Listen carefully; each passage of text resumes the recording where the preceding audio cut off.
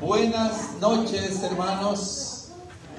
Bienvenidos a la iglesia para nuestro estudio bíblico de los viernes. Hoy vamos a continuar con nuestro estudio de Apocalipsis. Apocalipsis capítulo 1 del 4 al 7, ya que la semana pasada empezamos a ver la primera parte, Apocalipsis 1 del 1 al 3. ¿Ok? Entonces vamos a hacer una oración antes de iniciar y vamos a orar por la abuelita de la hermana Arlene. Ella está un poquito viejita, tiene 98 años y entonces se cayó y se quebró su cadera, la viejita, allá en Sinaloa. Entonces vamos a pedir al Señor que la fortalezca. Y también por José. Bueno, no José Sánchez, sino José, no sabemos el apellido, pero es un bebé allá. Ok, vamos a llamarle José.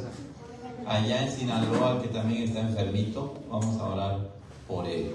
Ok, también quiero que oremos, hermanos, por las iglesias de Ecuador. Ellos mañana van a tener una reunión de clases o presbiterio, quiere decir, las iglesias que están allá en Quito se van a reunir, ¿ok? Y mañana va a ser un día especial porque van a hacerle un examen a un estudiante, Giancarlos, que ya terminó, pero le van a hacer un examen y si pasa, ya lo pueden ordenar como pastor.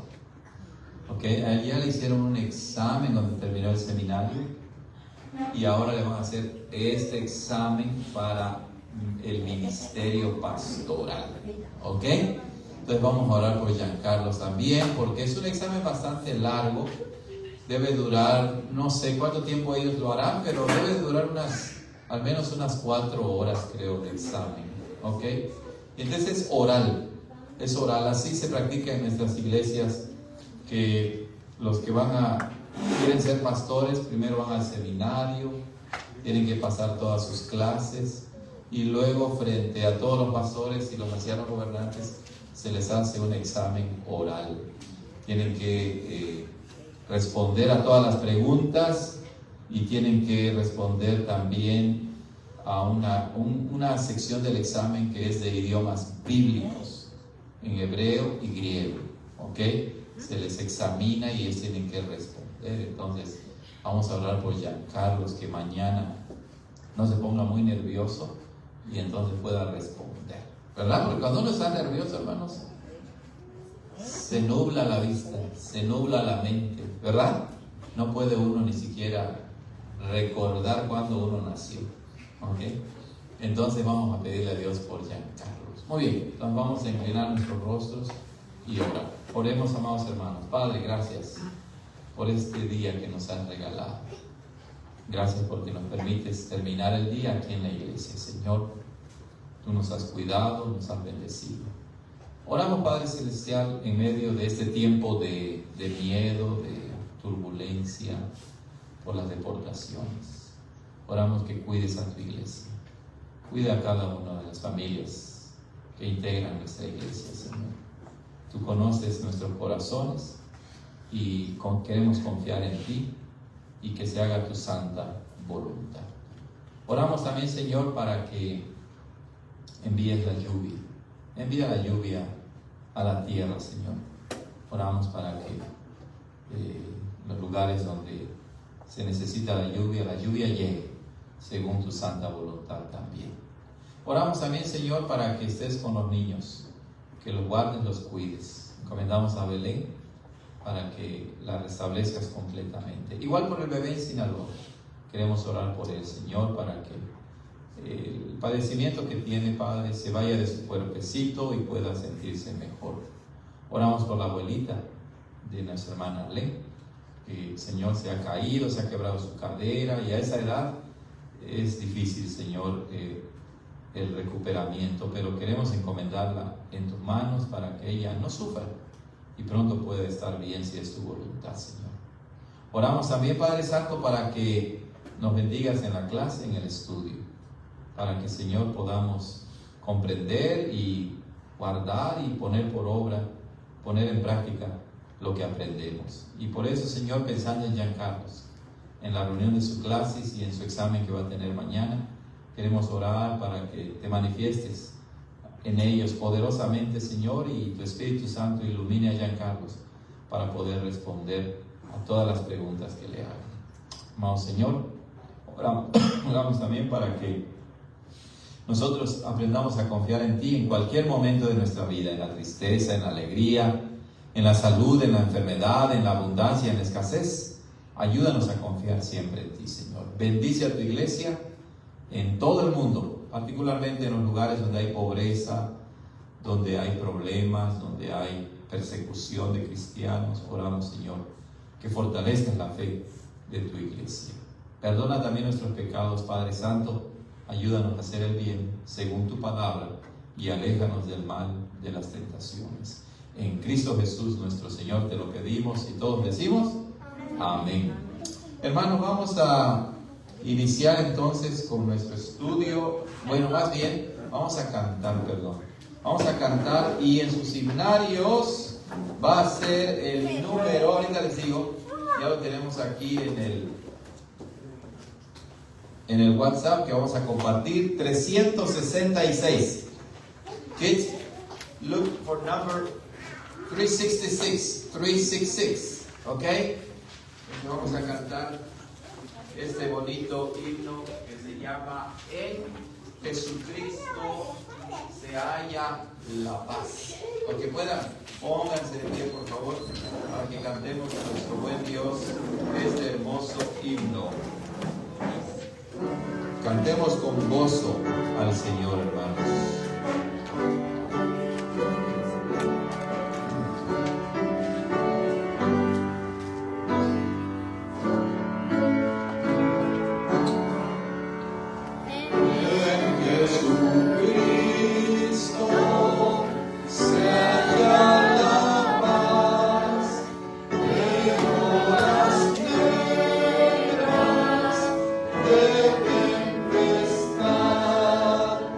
Yeah.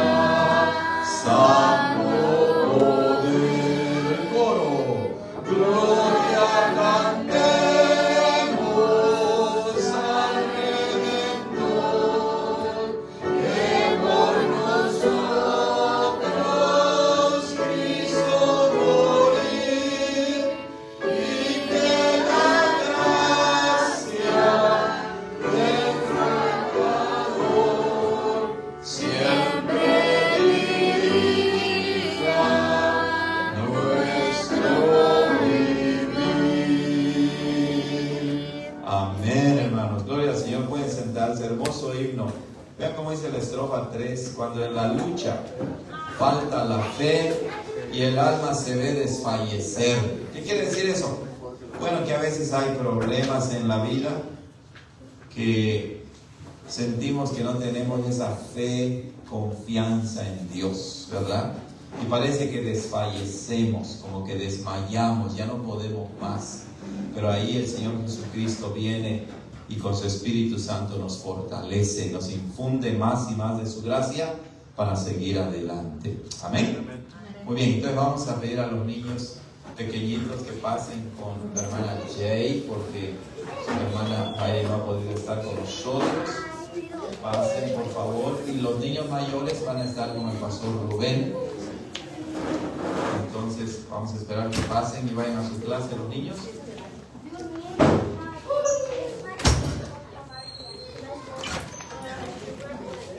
Muy bien, mientras tanto vamos a compartir el texto que nos corresponde hoy, que es Apocalipsis 1 vamos a estudiar hoy del 4 al 7. Vamos a leer desde el 1, hermanos. Ahí tienen sus Biblias ustedes, por favor encuéntrenlo y vamos a leer Apocalipsis 1 del 1 al 8. Vamos a leer, ¿ok? Entonces, en reverencia a la palabra santa del Señor, pónganse de pie los que puedan, por favor, y leamos la palabra de manera unida y luego pasaremos a explicar. Recuerden, ya explicamos Apocalipsis 1 del versículo 1 hasta el 3 y vamos a empezar en el 4 el estudio. Leamos entonces de manera unida. Dice así la palabra santa e infalible de nuestro Dios. La revelación de Jesucristo que Dios le dio para manifestar a sus siervos las cosas que deben suceder pronto, y la declaró enviándola por medio de su ángel a su siervo Juan, que ha dado testimonio de la palabra de Dios y del testimonio de Jesucristo y de todas las cosas que ha visto. Bienaventurado el que lee y los que oyen las palabras de esta profecía y guardan las cosas en ella escritas, porque el tiempo está cerca. Versículo 4. Juan, a las 7 iglesias que están en Asia, gracias sea a vosotros y paz del que es y que era y que ha de venir, y de los 7 espíritus que están delante de su trono, y de Jesucristo, el testigo fiel, el primogénito de entre los muertos y el príncipe de los reyes de la tierra, al que nos amó y nos ha lavado de nuestros pecados por su sangre y nos ha hecho reyes y sacerdotes para Dios y su Padre. A Él sea la gloria y el imperio por los siglos de los siglos. Amén. He aquí que viene con las nubes, y todo ojo lo verá, y los que lo traspasaron, y todos los linajes de la tierra se lamentarán por causa de Él. Sí, amén. Yo soy el Alfa y la Omega, principio y fin, dice el Señor, el que es y que era y que ha de venir, el Todopoderoso. Amén. Gloria al Señor, hermanos. Pueden sentarse. Que el Señor bendiga su palabra y nos ayude a entenderla un poquito más en esta noche. Pues creo que en el cuarto de atrás hay unos mapas, me parece. Ya están muy viejitos, pero de todos modos nos va a ayudar bastante.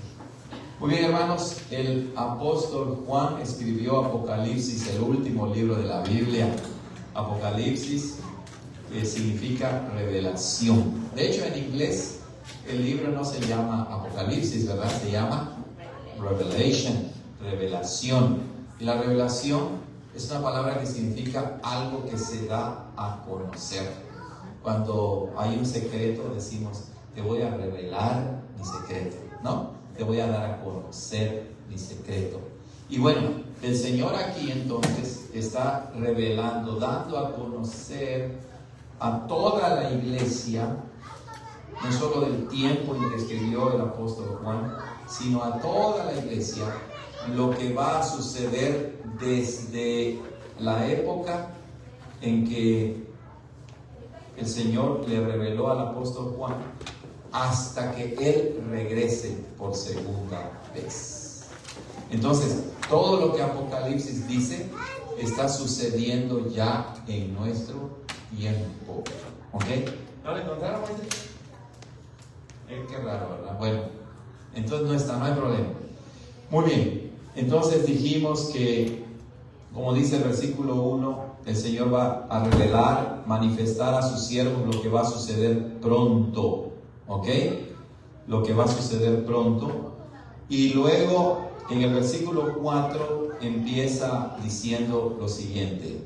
Juan, noten cómo otra vez se identifica el autor. El autor es Juan.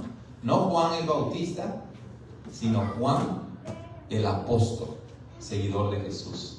¿Qué saben del apóstol Juan, hermanos, hermanas? ¿Qué saben? Yo pensaba que era el mismo. No. ¿Mande? ¿Del apóstol Juan? Sí, ¿qué dije yo? Sí. No, pero usted sabía, porque digo que yo pensaba que era el mismo el apóstol y el bautista era el mismo. Oh, no, buen punto, no. Juan el Bautista no llegó a ser apóstol de Jesucristo como los 12, ¿ok? Entonces, ¿qué saben de Juan el apóstol? A ver, menciona una cosa, a ver, que sepas de Juan el apóstol. Pues sí, pues aquí lo estamos diciendo, ¿verdad? Aquí está. O sea, él era apóstol, ¿no? Ok, a ver, más específico. ¿Escribió otro libro? A ver, un momento.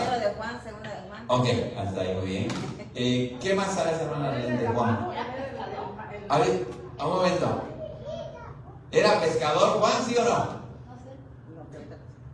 Sí era, ¿verdad? Era hermano de Andrés. No, Pedro y Andrés eran hermanos. Y luego era Jacobo y Juan. Eran hermanos. Ok, muy bien. Hermana Socorro. Nada más que él era el que estaba muy pegado con el Señor. Sí, de hecho a él se le llama el discípulo amado. Se dice que durante la última cena, cuando Jesús empieza a revelar quién lo iba a traicionar, se dice que Juan el apóstol estaba recostado sobre el pecho de Jesús. Se le conoce a él como el discípulo del amor, por así decirlo. Lo encontró y se ahí viene. Muy bien. Entonces, Juan es el que escribe en el versículo 4. Y vean que no da más información. Aquí está bien. Él no da más información. Cuidado, rompes que está muy nuevo, hermano. Este creo que tiene como 50 años, pero bueno, aquí sigue, ¿verdad? Se abre nada más. Se abre. No se abre. Oh. Ahí está. Ahí está. Bueno, ahí está bien. Ok. Juan, entonces, como él no da más información de sí mismo, se presupone que a los que él les escribe ya lo conocían. ¿A quién les escribe? A las 7 iglesias que están en Asia. Noten, 7 iglesias que están en Asia. Vamos a ver dónde estamos aquí. Esto no es. A ver, esto. A ver dónde dice Asia, ¿verdad? Es esta parte. Vamos a ver si hay otro un poquito más. Un poquito más. ¿Esto qué es? No, este no es. A ver. Este pobre mapa ya vio mejores días, ¿verdad? Ya vio mejores días. Ok, aquí está, hermanos. Muy bien, entonces estamos hablando de Asia, ¿ok? Aquí está Asia, aquí está Chipre. Bueno, por aquí está Israel. Este es el mar Mediterráneo, ¿ok? El mar Mediterráneo. Y entonces está hablando de las iglesias de Asia que están en esta zona de aquí, ¿ok? Ya por acá es Europa actualmente, ¿verdad? Aquí está Grecia, este es Italia, por acá arriba está España, etc. Entonces está hablando de esta región, de esas iglesias. 7 iglesias. Aquí lo dice Sardis, Tiatira, Pérgamo, etc. ¿Ok? No quiere decir que solamente habían 7 iglesias, habían más. ¿Ok? Entonces les escribe él a las 7 iglesias que están en Asia. ¿Por qué 7? Bueno, en la Biblia, si ustedes recuerdan, hay el número 7 aparece repetidamente en la Biblia. ¿Ok? De hecho, el día de reposo es el séptimo día. En el Antiguo Testamento era el sábado y ahora es el domingo. ¿Ok? ¿En qué otra ocasión aparece el número 7? A ver, ¿quién recuerda? El número 7. Dios descansó en el séptimo día, correcto. A ver, ¿quién más? La creación en 7 días. ¿Mande? La creación en 7 días. ¿Recuerdan los años del jubileo? Era, ¿verdad? Era una multiplicación de 7 más 7, etcétera. Los descansos sabáticos eran de 7. La cuestión es que uno empieza a nombrar, empieza a leer en la Biblia y el número 7 aparece seguidamente. Lo vamos a ver ahí mismo. En el versículo 4 dice: de los 7 espíritus que están delante de su trono. Aparece el 7 otra vez. El 7 en la Biblia, entonces, hermanos, denota un tiempo, denota algo perfecto, algo completo. Entonces, cuando Juan escribe a las 7 iglesias que están en Asia, es una forma simbólica. Recuerden que Apocalipsis es un libro que usa mucho simbolismo. Entonces, no todo se tiene que tomar literalmente, sino tratar de ver a qué se refiere. Entonces, cuando dice a las 7 iglesias de Asia, 7 es un número completo. Es como si estuviera diciendo Juan: estas 7 iglesias de Asia representan la totalidad de la iglesia. No solamente la totalidad de las iglesias que habían en ese tiempo, sino también abarca a toda la iglesia durante toda su historia hasta la segunda venida de nuestro Señor Jesucristo. ¿Ok?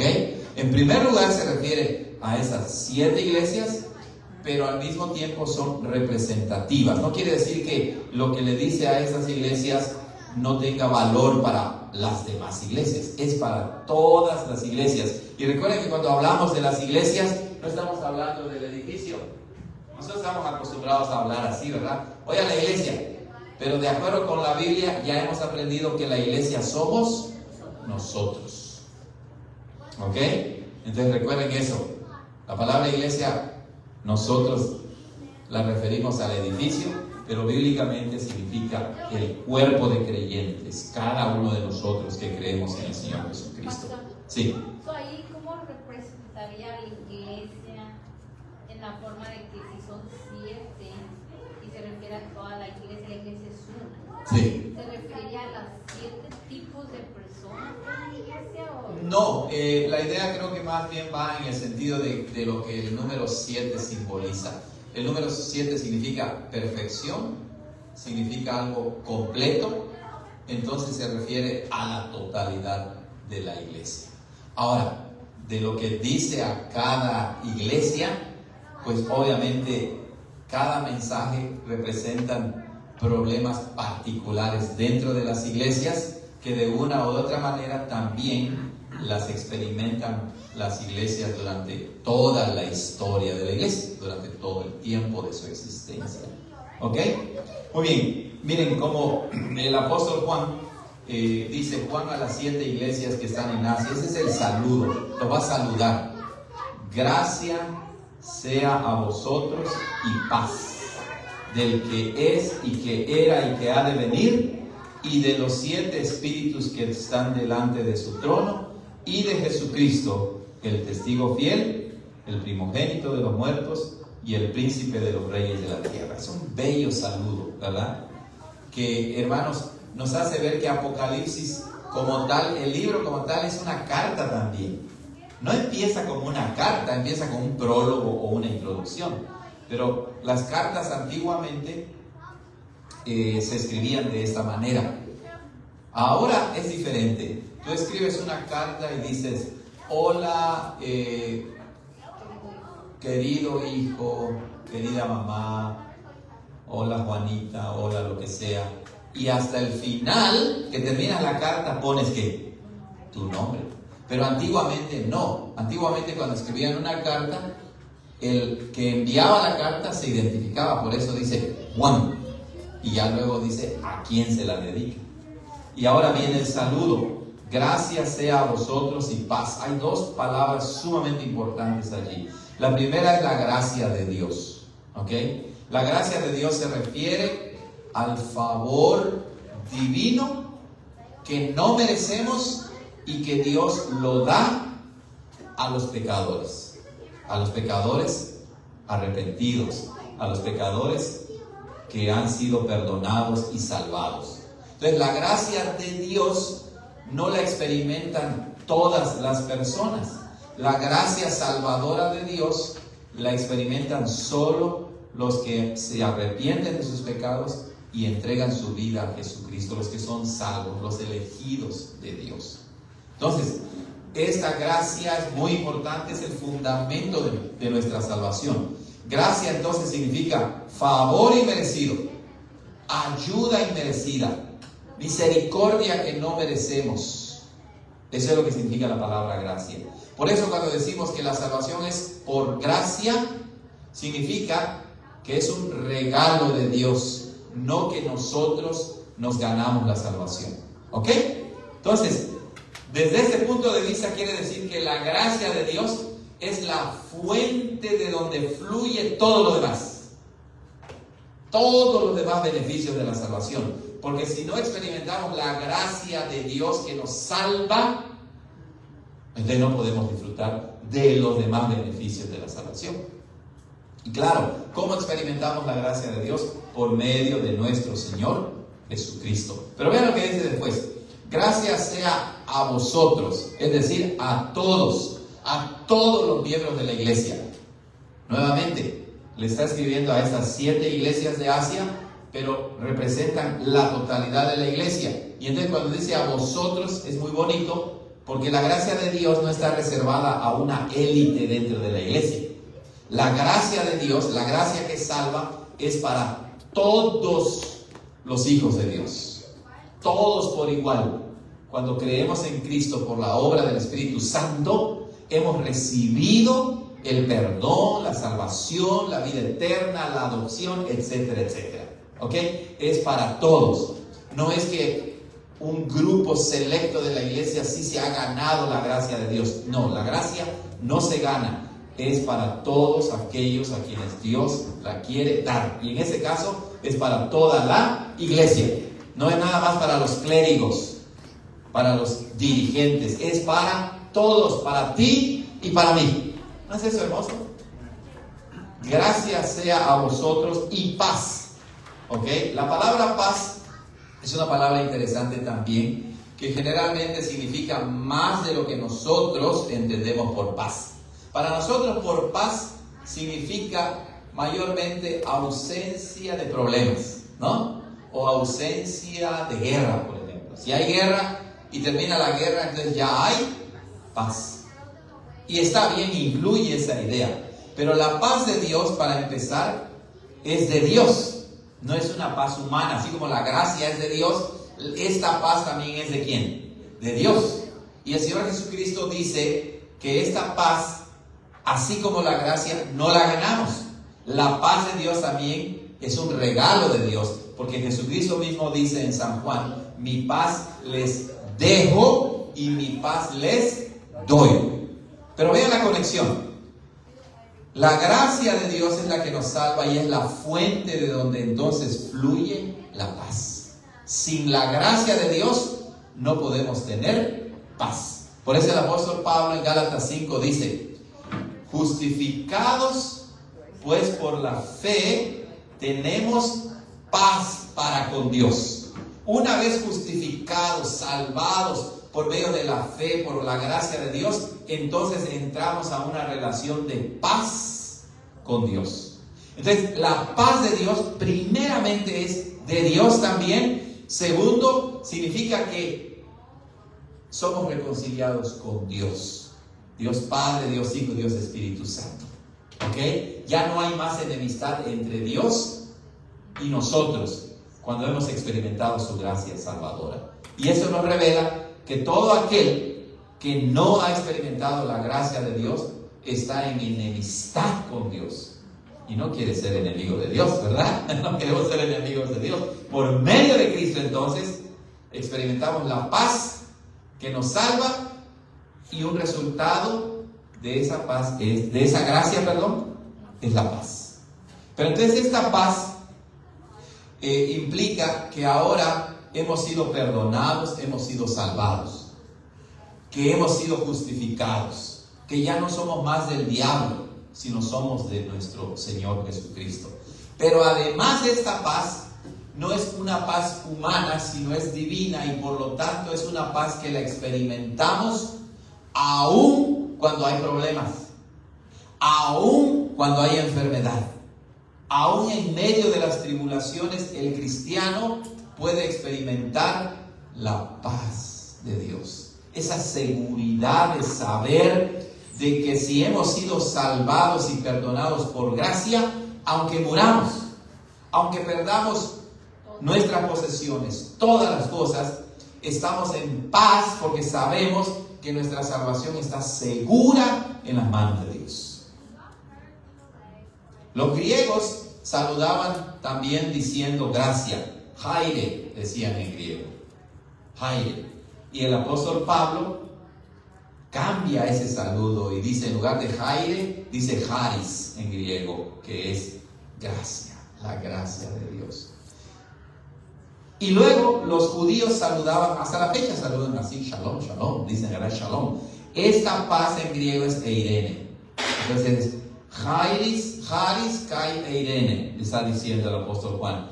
Gracia y paz. Pero ya no es el shalom judío propiamente, es el shalom de Dios, que en Cristo llega a ser más que el shalom o la paz humana.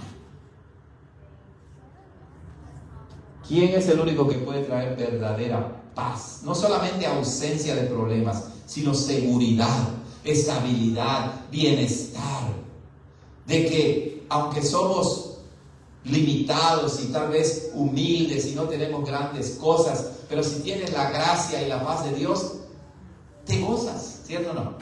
Aún comiendo tortillitas con sal y frijoles, lo que sea, pero si estás en paz con Dios, estás en paz con tu esposo, con tu esposa, con tus hijos, estás contento, estás feliz. Esa es la paz de Dios. Dice el apóstol Pablo en Filipenses 4:7, y la paz de Dios, que sobrepasa todo entendimiento, guardará vuestros corazones y vuestros pensamientos en Cristo Jesús. Entonces, cuando nos acercamos a Apocalipsis, ¿cierto o no que hemos tenido una concepción equivocada? Decimos así, mira, voy a leer Apocalipsis, ¿verdad? Se habla de las bestias, se habla de no sé quién y no sé cuándo, del dragón, ¿verdad? Como que se ha vuelto un libro de miedo y de espanto. Pero así es como empieza Apocalipsis. No. Apocalipsis, como lo dijimos la semana pasada, Dios está revelando por anticipado a su iglesia lo que va a suceder y le está diciendo: yo soy el que controla la historia, yo soy el que controla todos los eventos, nada de lo que pase te hará perder tu salvación. Y ahora lo refuerza diciéndote que la gracia de Dios y su paz son para ti por pura misericordia. ¿Ok? Gracia y paz a vosotros. Gracia sea a ustedes y paz. ¿De quién? Ahí viene. ¿De dónde viene la gracia y de dónde viene la paz?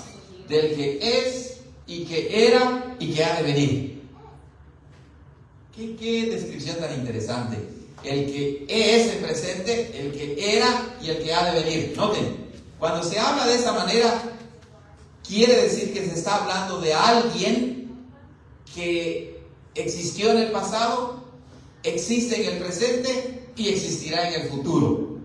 Ese alguien parece que no tiene limitación temporal.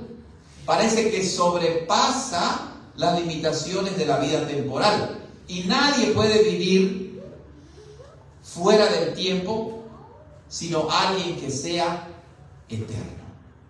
Alguien que no está limitado al tiempo. Pero toda criatura somos temporales. Y este que es, era y ha de venir, entonces quiere decir que no tiene limitaciones temporales y por lo tanto es una forma de referirse a Dios mismo, al Padre. Él es el eterno. Ahora, conectado con el Antiguo Testamento, ¿dónde encuentran esto mismo? Lo encontramos, ¿saben dónde? En Éxodo 3:14. ¿Ok? Vamos a leerlo allá. Aquí lo voy a poner para que lo encontremos. Éxodo, nótenlo, capítulo 3, versículo 14. Éxodo 3:14 dice: y respondió Dios a Moisés, cuando se le aparece el Señor, ¿verdad? Para que lo manda para rescatar al pueblo de Israel. Segundo libro de la Biblia. Y dice: y respondió Dios a Moisés: yo soy el que soy. Y dijo: así dirás a los hijos de Israel: yo soy, me ha enviado a vosotros. Noten, esa es la misma idea, con otras palabras, pero la esencia es lo mismo. Yo soy el que soy. En otras palabras, Él es el que existe por sí mismo. Él es autosuficiente, Él es autónomo, Él está por encima de la temporalidad. Pues este mismo Dios es el que luego se revela en Apocalipsis, capítulo 1, versículo 4, a donde regresamos otra vez. Y ahí está Él diciendo: yo, gracia sea a vosotros y paz del que es y que era y que ha de venir. Entonces, ¿de dónde viene la gracia y la paz? Vienen primeramente del Padre. Segundo, y de los 7 espíritus que están delante de su trono. Esa es una expresión bien misteriosa. Recuerden, Apocalipsis es un libro así, es un libro simbólico, figurado. Y entonces decimos, bueno, ¿qué quiere decir esto? Y de los 7 espíritus. Recuerden, una clave para entender esto es que el número 7 apunta a algo completo y a algo perfecto. 7 espíritus, así como 7 iglesias se refieren a toda la iglesia, que en un sentido es una, ¿verdad? Solo una iglesia. Así también 7 espíritus significa espíritus perfectos, la totalidad, la perfección. ¿Y quién es el único espíritu perfecto? El Espíritu Santo. Entonces, cuando dice: y de los 7 espíritus que están delante de su trono, es una referencia como críptica, misteriosa al Espíritu Santo.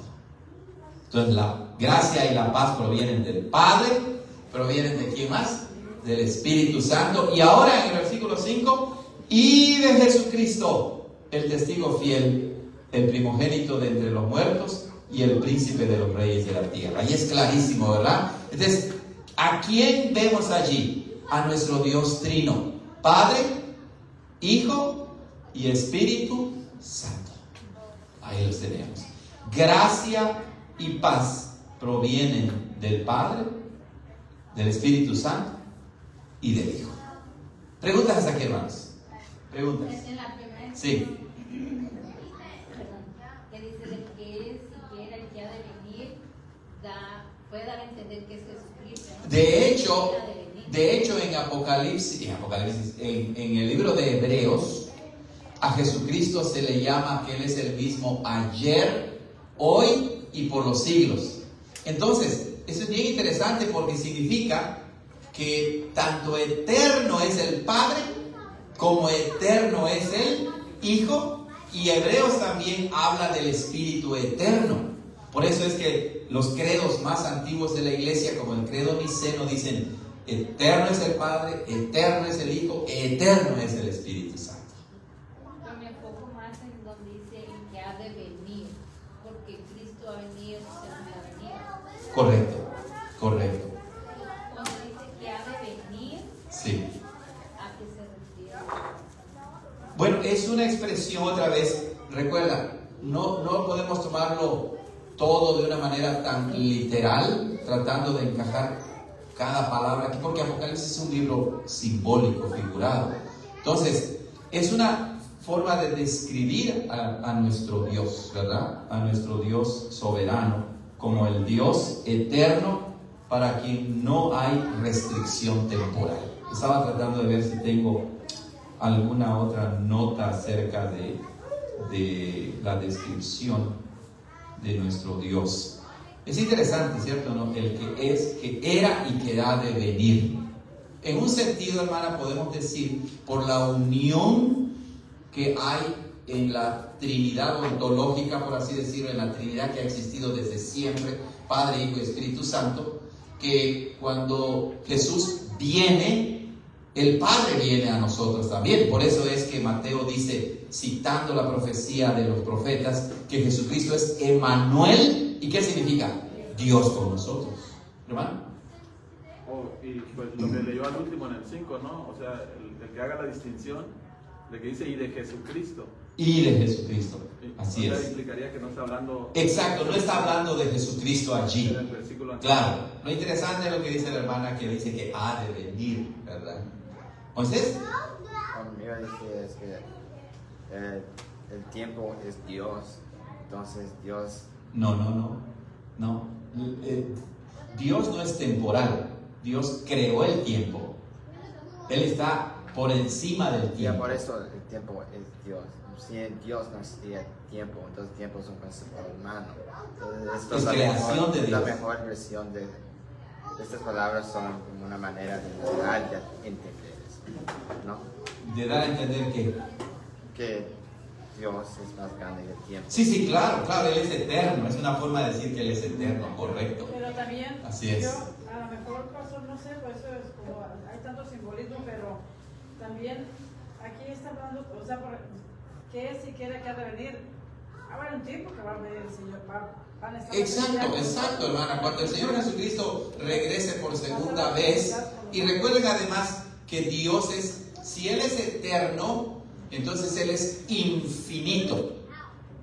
Es eterno, infinito también significa que Él es omnipresente, Él está presente en todo lugar. Entonces, ese Dios está presente siempre con nosotros, pero en Cristo ha venido de una manera especial, ¿verdad? Bueno. De venir, a lo mejor, cuando vengan los tiempos, que vamos a estar con el Padre. Así, aquí, correcto. Nada más que vamos a seguir, hermano, porque si no, no vamos a terminar ni esta sección de hoy, ¿ok? Muy bien. Bueno, noten lo profundo que es la palabra del Señor, ¿verdad? Ahora describe a Jesucristo de tres maneras. Noten que la palabra Jesucristo, hermanos, es un nombre compuesto. El nombre personal de Jesús se lo dio el ángel a María y a José. Y le dijo, y he aquí que la Virgen concebirá y dará a luz un hijo y llamarás su nombre Jesús. Jesús. Ese es el nombre personal, que es un nombre tomado del Antiguo Testamento. Josué, el equivalente en el Antiguo Testamento es Josué o Joshua o Yehoshua, ¿ok? Y en griego es Jesús, Jesús. Entonces, Jesús es el nombre personal que significa Salvador, Dios salva. Y Cristo no era su nombre personal, pero era un título que describía su misión. Christos significa ungido y es el equivalente de Mashiach en el Antiguo Testamento, que significa Mesías, el ungido de Dios. Recuerden que un ungido era alguien que lo ungías para llevar a cabo una tarea específica. Y Jesucristo fue ungido. ¿Cuándo fue ungido Jesucristo con el Espíritu Santo? ¿Cuándo? Siempre, pero cuando fue bautizado, ¿verdad?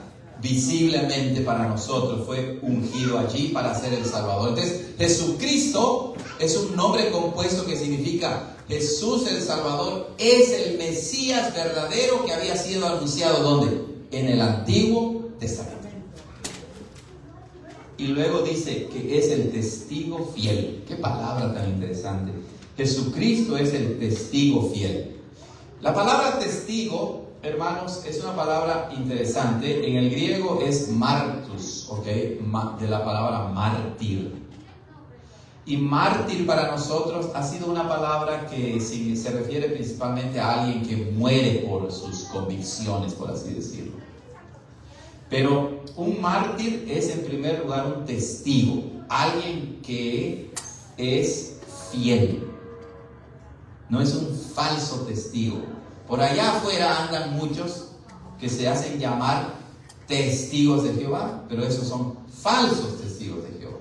Por ejemplo, esos falsos testigos de Jehová niegan que Jesús sea Dios. Y aquí vemos que Jesús es Dios, y como lo vamos a ver más adelante y como lo hemos mencionado. Entonces, Jesucristo es el testigo fiel. Es el que ha dado testimonio. Y para entenderlo en su contexto inmediato, la palabra testigo la debemos conectar con el versículo 1, donde dice, el versículo 2, que dice que ha dado testimonio de la palabra de Dios. ¿Y de quién? Y del testimonio de Jesucristo. Entonces, el testimonio es lo que se dice de algo o de alguien con fidelidad. Es lo que hace el testigo. Jesucristo no es un falso testigo. Jesucristo no es un testigo infiel. Él es el testigo fiel, el testigo veraz, el testigo verdadero, el testigo en quien podemos confiar. Recuerden que Jesucristo vino a realizar la obra que el Padre le encomendó, y Jesucristo dijo: yo no vine a hacer mi voluntad, sino la voluntad del que me envió. Y además Él vino a revelarnos, a darnos testimonio de lo que Dios había profetizado en el Antiguo Testamento. Entonces Él es el testigo fiel por excelencia. No hay nadie más que sea el testigo fiel como lo es nuestro Señor Jesucristo. Ahora, nosotros, por derivación o como consecuencia de nuestra unión con Cristo, somos testigos de Él, pero no somos testigos fieles como Él lo es. Él es el testigo perfecto, porque nosotros no siempre hablamos con la verdad, ¿verdad? A veces mentimos o echamos por tierra lo que habíamos prometido haciendo otra cosa. Cada uno de nosotros tropieza, hace esto, dice otra cosa. Entonces, somos testigos de Cristo, sí, pero Él es el testigo fiel, fidedigno, perfecto. Él dio fiel testimonio ante Pilato. Así lo dice 1 Timoteo 6:3. Vamos a leerlo. 1 Timoteo, vamos a encontrarlo aquí. 1 Timoteo, capítulo 6, versículo 3. Dice allá, 13, perdón. El apóstol Pablo le escribe a Timoteo y le dice: Timoteo, te mando delante de Dios, que da vida a todas las cosas, y de Cristo Jesús. Vean cómo pone a Cristo y al Padre al mismo nivel que Dios, ¿verdad? Porque le está diciendo a Timoteo: te mando delante de Dios y de Cristo Jesús, ¿ok? Que testificó la buena profesión delante de Poncio Pilato. ¿Ya vieron? 1 Timoteo 6:13. Jesucristo, aún a la hora de la muerte, Él dio testimonio fiel. Profesó lo que el Padre le había revelado fielmente. Él es el testigo fiel. Si Él es el testigo fiel, entonces eso tiene muchas consecuencias, hermanos.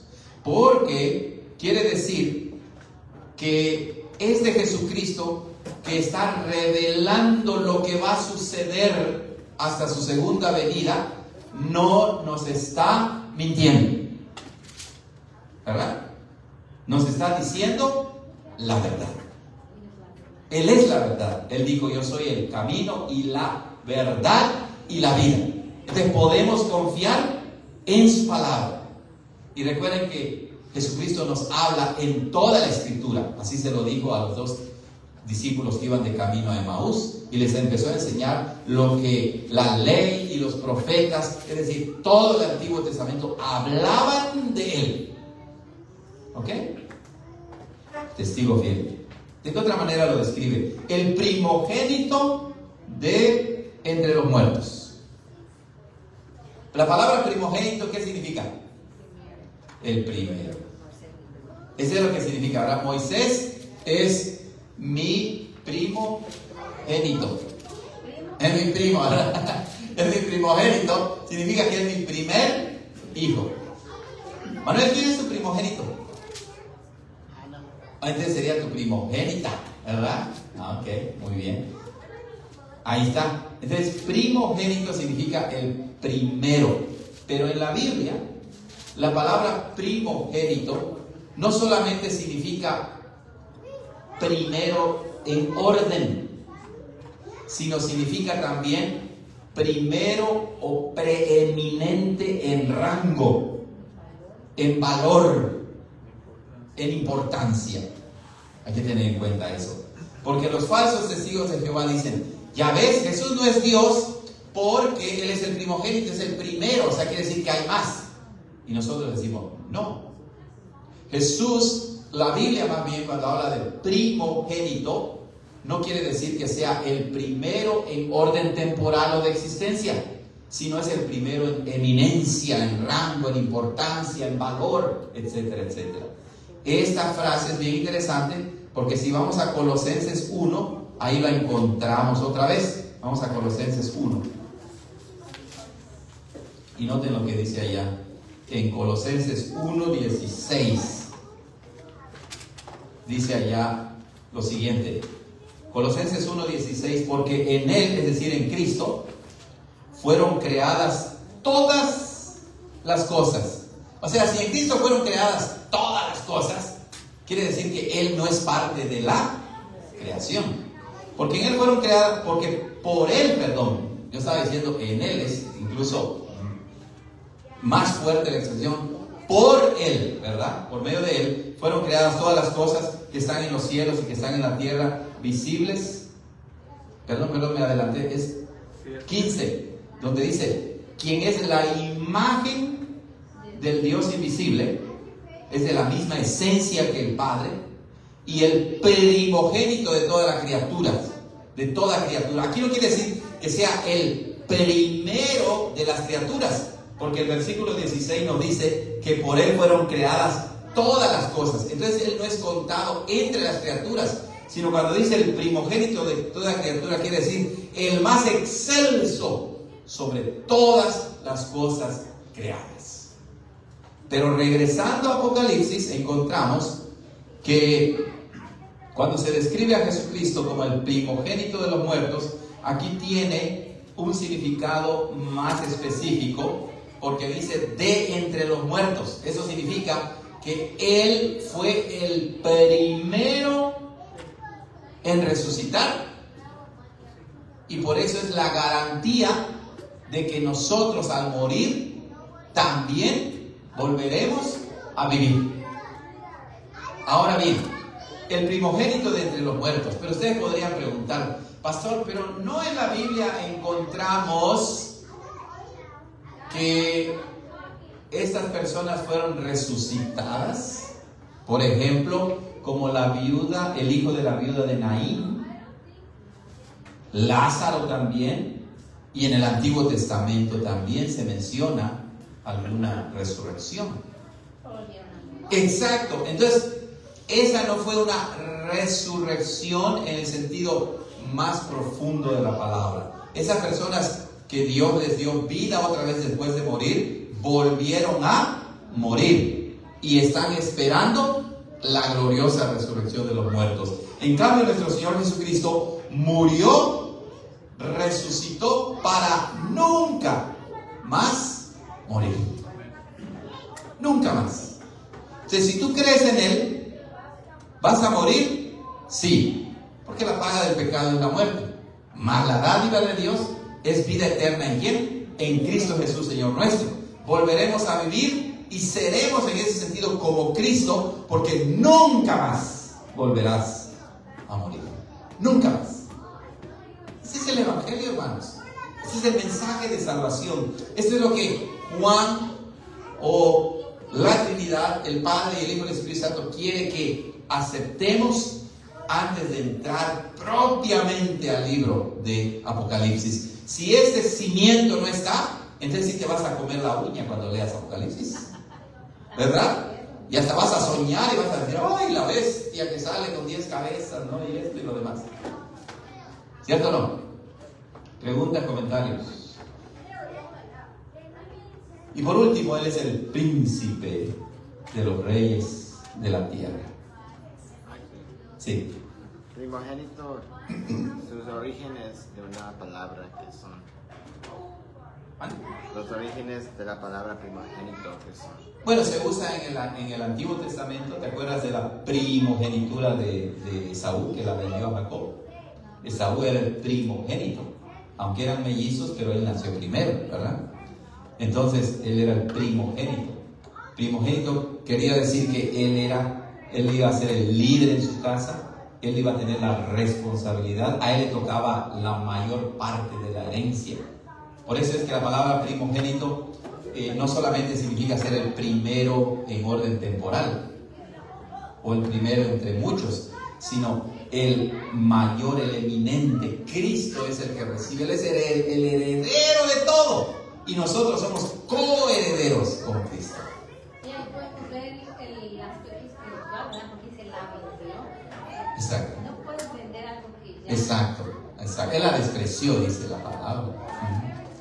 Y muy bueno, dice que Él es el príncipe de los reyes de la tierra. Es decir, Él es otra expresión para decir, es el rey de reyes. ¿Ok? Pero ¿de dónde viene esto? ¿Se dan cuenta? Casi cada palabra, cada frase que usa Juan proviene ¿de dónde? Del Antiguo Testamento. Entonces, si quieres entender bien Apocalipsis, tienes que conocer el Antiguo Testamento. Sí, hay que aprender hebreo, griego y arameo. No necesariamente. La Biblia no dice eso, que sepas griego. No, pero... Nos ayuda para entender. Por eso estamos los pastores, ¿verdad? Que estudiamos eso y les explicamos. Pero sí, todos tenemos el deber de leer. Así lo dice, mire, Apocalipsis 1:3 dice: bienaventurado el que lee y los que oyen las palabras de esta profecía y guardan las cosas en ella escritas. Bueno, ¿de dónde viene que Jesús es el príncipe de los reyes de la tierra? ¿Lo recuerdan en el Antiguo Testamento? ¿De dónde viene eso? Claro, muchos salmos, ¿verdad? Alguno que se le venga a la mente.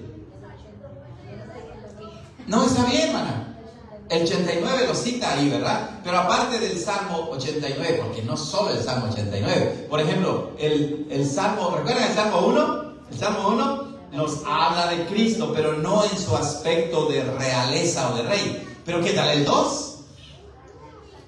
¿Qué tal el 2? El Salmo 2. El Salmo 2 nos habla acerca de Cristo como rey, ¿verdad? Veanlo como dice, vamos a leerlo. Bueno, vamos a encontrarlo aquí para que lo veamos. Salmo 2, a ver dónde está, Salmo capítulo 2, y dice allá, miren, en el versículo 6 dice: mas yo he puesto a mi rey sobre Sión, mi santo monte. Versículo 7, yo publicaré el decreto, Jehová me ha dicho, mi hijo eres tú, yo te he engendrado hoy. Seguimos leyendo y dice en el 8: pídeme y te daré por heredad, ¿qué? Las naciones, o sea, toda la creación. Y luego dice: los quebrantarás con vara de hierro. Y luego dice en el 11: servid a Jehová con temor y alegraos con temblor. Y vean el 12: besad al Hijo. Ese es el hebreo original. En la versión Reina Valera 60 dice: honrad al Hijo. Es que esa es la idea de besar, es honrar, postrarse, mostrar respeto. Besad al Hijo para que no se enoje y perezcáis en el camino. ¿Y a quién se le besaba, por así decirlo, en el mundo antiguo? A los reyes. Cristo es el Rey de reyes y Señor de señores. Bueno, Salmo 89, ¿verdad? Salmo 89. Lo que quiero que vean es que no solamente es un salmo, ¿verdad?, que habla de Cristo como Rey. Salmo 89, 27 dice: yo también lo pondré por primogénito, el más alto de los reyes de la tierra. Pues ¿quién puede ser el rey más alto de los reyes de la tierra? ¿David? ¿Salomón? No, es nuestro Señor Jesucristo. Por eso es que los salmos hablan de Cristo. Por eso cantamos los salmos en la iglesia. ¿Ok? Pero además, ahí mismo en Apocalipsis, hermanos, en Apocalipsis 17:14, encontramos una expresión maravillosa.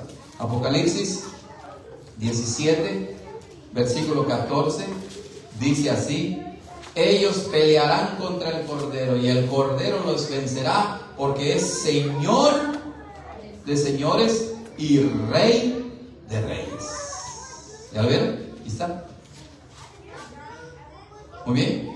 Vamos Vamos a regresar a Apocalipsis 1, hermanos, ya se acabó el tiempo. Se acabó el tiempo.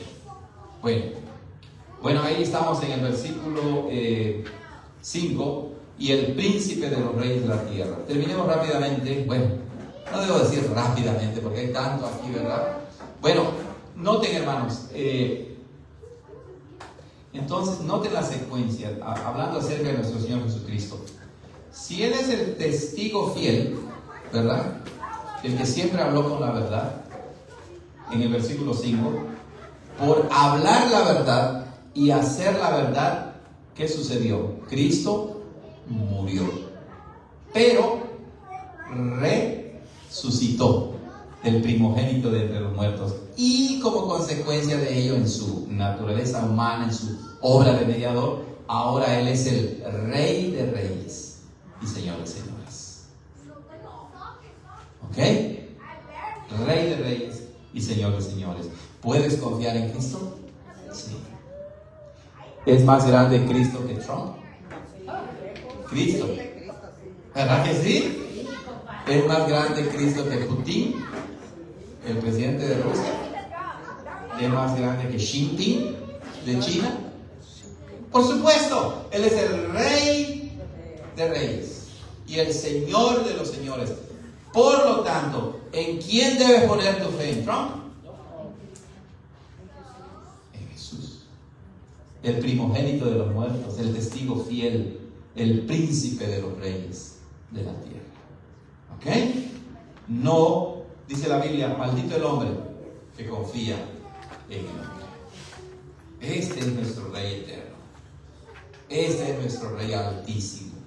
Este es nuestro Rey veraz y verdadero. ¿Y qué fue lo que hizo este magnífico Rey? Nos amó.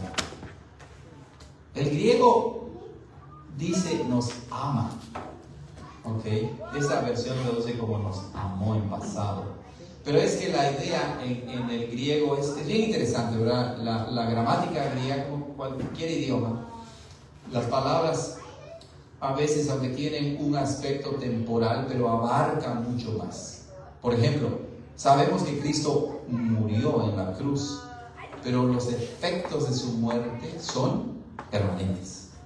Entonces, en un sentido, Cristo nos amó de una manera puntual cuando Él murió por nosotros. Pero en otro sentido, Él nos ama todo el tiempo. ¿Dudas del amor de alguien? ¿Verdad? ¿Lo ves? ¿Será que me ama? ¿Verdad? No lo sé. ¿Puedes dudar del amor de Cristo? Ahora, noten lo que es el amor. El amor de Cristo no es solamente que Cristo dijo, ¡ay! Los amo, ¿no? O como nosotros lo definimos. ¿Qué es el amor? ¡Ay! Lo veo, la veo y ¡ay! ¿Verdad? Lo incluye ese aspecto emotivo, sentimental, sí, pero ni siquiera es lo primero.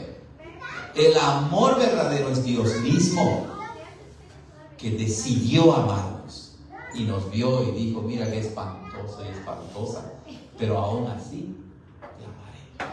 Por eso es que la salvación es por gracia. Ese es el favor divino inmerecido, no lo olviden. Él nos ve en nuestra suciedad y en nuestra porquería, y el Padre envió aquí a su Hijo, porque de tal manera amó Dios al mundo. Esa expresión de tal manera no solo significa de una manera tan grande, sino significa de una manera única como nadie puede amar. Nos ama. Entonces, noten la divinidad de Cristo. Hermanos, que Jesús es Dios se puede probar no solo citando un versículo explícitamente, de muchísimas maneras. Si San Juan 3:16 dice que el Padre dice, porque de tal manera amó Dios al mundo que ha dado a su Hijo unigénito, vean ahora que la acción del amor de Dios Padre se aplica a Jesús. Él dice, al que nos amó, Cristo me amó. Amor es el Padre, amor es el Hijo, amor es el Espíritu Santo. Él me amó.